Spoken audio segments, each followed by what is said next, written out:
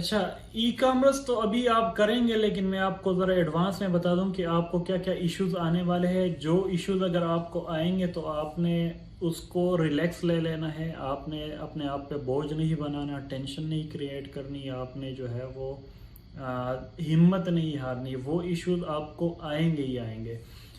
सबसे पहले तो मैं आपको बता दूं कि आपको जितने भी ऑर्डर्स आएंगे स्टार्ट में, ठीक है, जितने भी ऑर्डर्स आएंगे आपके वेबसाइट पे, तो आप अंदाज़ा लगाए कि वो 35 to 40% ऑर्डर्स वो आपके ज़ाया होंगे।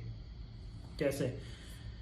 देखिए, आपको फॉर एग्जांपल 10 ऑर्डर्स आए, ठीक है। अब 10 ऑर्डर्स में से आप माइंड बना लें कि 3 से 4 ऑर्डर्स आपके ज़ाया जाएंगे। वो ज़ाया ऐसे जाएंगे कि जब आपको ऑर्डर आएंगे, जाहिर है यहाँ पे सीओडी चलता है, कैश ऑन डिलीवरी चलता है। कस्टमर ऑर्डर कर लेता है, फिर उसका जब दिल होता है ले लेता है, दिल नहीं होता नहीं लेता। 2-3 जगह से ऑर्डर कर लेता है, एक जगह से ले लेता है, दूसरी जगह से नहीं लेता।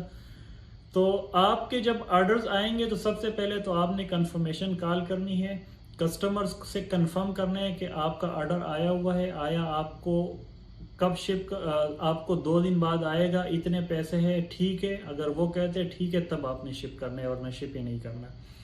उसमें से कुछ कस्टमर्स ऐसे होंगे जो आपकी कॉल पिक नहीं करेंगे। आप नेक्स्ट टाइम मतलब शाम को मिला ले, फिर नहीं पिक किए, सुबह मिला ले, फिर नहीं पिक, फिर अगले शाम को। 2 दिन आपने ट्राई मारनी। अगर नहीं पिक कर रहे तो उस कस्टमर को आप, बेहतर यही है कि ऑर्डर ना भेजें जब तक उसका एड्रेस वेरीफाई ना हो जाए, उसके साथ बात ना हो जाए। तो आपने ऑर्डर शिप नहीं करना। अगर करेंगे तो फिर जाहिर है टीसीएस वाले, लेपर्ड्स वाले उसको कॉल करेंगे। जब कॉल करेंगे उनकी कॉल नहीं पिक करेगा तो वो तो जाहिर है, जब कॉल नहीं पिक करेंगे तो वो तो उनको तो मौका मिल जाता है, वो तो फिर ऑर्डर डिलीवर ही नहीं करते। तो आपने इस चीज़ का ख्याल रखना है कि जब customer order pick, call pick ना करे तो वो ऑर्डर आपने शिप ही नहीं करना।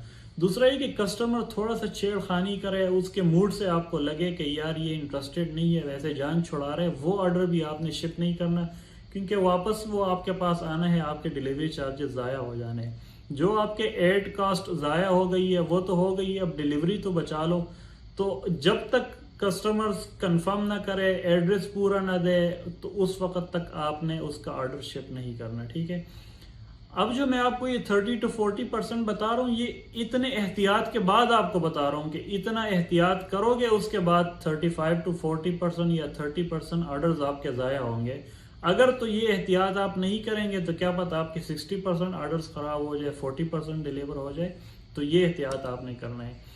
दूसरा, अच्छा, इस कॉलिंग के बाद भी आपके कुछ ऑर्डर्स जो है वो वापस आपके पास आएंगे,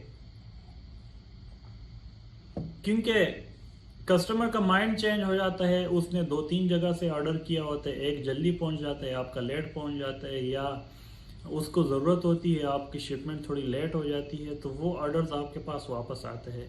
तो आपने हिम्मत नहीं हारनी। मैं आपको अगर थोड़ा सा ओवरव्यू दिखा दूं, ये हमारा जो एक अकाउंट है जिससे हम स्पेसिफिक, ये एक स्टोर का अकाउंट है। इसका मैं अगर 30 डेज़ का आपको दिखा दूं, ये ओके, ठीक हो गया। अब ये 30 डेज की शिपमेंट्स है, 1621 शिपमेंट्स है, ठीक है। उनमें से 1031 ये डिलीवर्ड हुई है और 230 ये रिटर्न हुई है। अब एक ब्रांड है, वो ब्रांड के, इवन के ब्रांड के इतने रिटर्न्स आ रहे हैं, ये कितना बनता है? ऑलमोस्ट 20% बनता है। कि एक ब्रांड का 20% रिटर्न आ रहा है, तो जाहिर है फिर आपके लोकल स्टोर का तो आप इससे भी ज़्यादा होंगे। हमारे जो लोकल स्टोर है, जाहिर है उसका इससे भी ज़्यादा है। तो लिहाजा ये चीज़ें आपने जहन में रखनी है और इन चीज़ों को सर पे सवार नहीं करना। आपके रिटर्न्स बिल्कुल आएंगे, डिलीवरी फेल्ड बिल्कुल आएंगे। उसकी वजह बाद औक़ात कस्टमर होती है, बाद औक़ात कंपनीज होती है, जो डिलीवरी वाली कंपनियां होती हैं। आपने उनको भी डंडा दे के रखना है। जो रिटर्न आता है तो आपने प्रॉपर उनसे पूछना है ये क्यों रिटर्न आया, उनसे रीज़न लेना है और प्रॉपर इन्वेस्टिगेट करना है।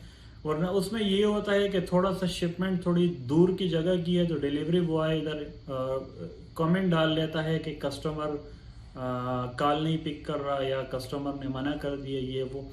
तो आपने डिलीवरीज की जो कंपनीज होती है उनको भी आपने थोड़ा सा पता करना है, उनसे जांच पड़ताल करनी है कि भाई ये ऑर्डर क्यों नहीं डिलीवर हुआ, इसमें क्या इशू है, उसमें क्या इशू है। तो उनके साथ इंगेज रहना है, साथ में कस्टमर्स के साथ भी इंगेज रहना है, क्योंकि स्टार्ट में आपके 10, 15, 20 ऑर्डर्स होते हैं, तो जाहिर है वो तो आपको पता होता है आप एक एक कस्टमर के साथ इंडिविजुअली राब्ते में भी रह सकते हो, लेकिन जब आपकी फ्रीक्वेंसी ऑर्डर्स की ज़्यादा होती जाती है तब जाके आप फंस जाते हो। फिर आप इंडिविजुअली हर कस्टमर को अप्रोच नहीं कर सकते, फिर आप कंपनी के ताबे हो जाते हो, उसके डिपेंडेंट हो जाते हो, तो फिर आपको ज़रा मसले मसाइल ज़्यादा हो जाते हैं ना। लिहाजा आप पहली बात ये कि 30 to 40% शिपमेंट्स के लिए आप तैयार हो जाए। आपकी अगर 1 लाख की सेल हुई है तो समझ ले कि आपकी 70,000 की हुई है, 1 लाख की नहीं हुई, ठीक है। आपको अगर एड कास्ट आपको 1,000 में आपको फॉर एग्जांपल 5 ऑर्डर्स आए तो वो 5 नहीं है, वो 4 है एक्चुअली। आपका 200 रुपया कास्ट नहीं पड़ा, आपका कास्ट जो है वो 225 220 के लगभग पड़ा, ठीक है। तो ये चीज़ें आप जहन में रखें। मैं एडवांस में इसलिए बता रहा हूँ क्योंकि आप फिर कहेंगे कि मेरे तो इतने रिटर्न आ रहे हैं। रिटर्न सब के आ रहे हैं भाईजान, एक हमाम में ये सारे ऐसे ही है, सबके रिटर्न आ रहे हैं जो पाकिस्तानी। अब मैं आपको बताऊं कि मैं अब रिसेंटली यूएई में मैंने काम स्टार्ट किया हुआ है, और यूएई में यहाँ पे मेरा जहाँ भी रिटर्न आता है तो देखता हूँ वो पाकिस्तानी होता है, जब भी रिटर्न आता है देखता हूँ वो पाकिस्तानी होता है। यहाँ पे भी इन्होंने माशाल्लाह वही कारनामे स्टार्ट किए हुए हैं जो पाकिस्तान में करते हैं। वैसे ही बैठे बैठे मोबाइल स्क्रॉल डाउन किया, प्रोडक्ट देखी, ऑर्डर मारा, कॉल किए, भाईजान ऑर्डर भेजूं, जी भेजो। जब गया तो कहते हैं भाईजान मुझे नहीं चाहिए, वापस कर दे। तो ये पाकिस्तानियों के कारनामे हर जगह, आपने मेंटली रेडी रहना है, कुछ भी नहीं होने वाला।